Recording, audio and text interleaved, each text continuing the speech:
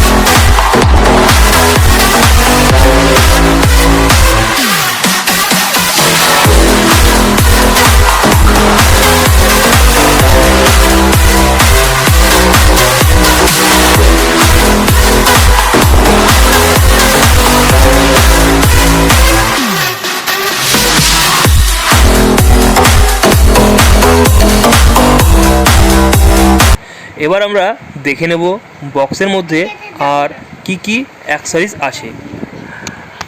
আপনারা দেখতেই পাচ্ছেন এখানে 45 ওয়াটের বেশ সুন্দর একটি অ্যাডাপ্টার দেওয়া হয়েছে, সঙ্গে একটা গাইড পেপারও দেওয়া হয়েছে।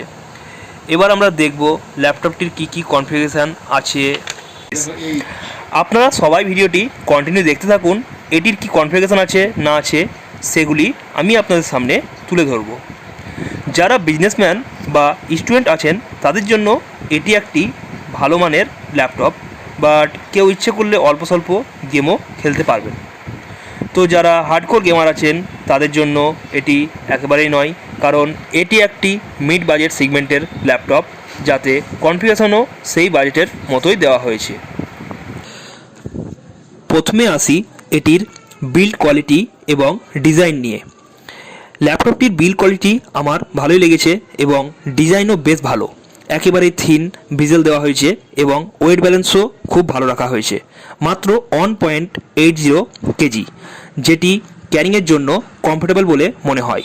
ল্যাপটপটিতে দেওয়া হয়েছে AMD Ryzen 3 থার্ড জেনারেশনের একটি processor, AMD Radeon integrated graphics, 15.6 full HD IPS display with anti Greer panel, 8GB DDR4 এর 2400 মেগাহার্জের র্যাম, যেটিকে এক্সটেন্ড করে আপনি 32 পর্যন্ত আপগ্রেড করতে পারেন।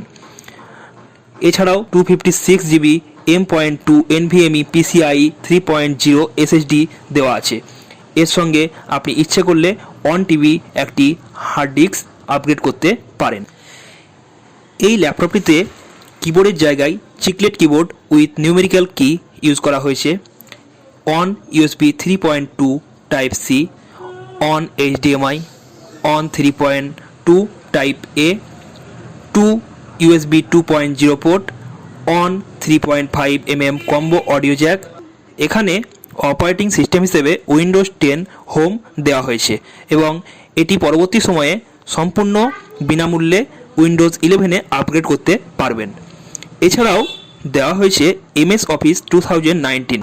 আরও একটা স্পেশাল ফিচার্স দেওয়া হয়েছে যেটি আমি মিস করতে চলেছিলাম, সেটি হলো ফিঙ্গারপ্রিন্ট রিডার, যেটি আমার মনে হয়েছে একটু ইউনিক।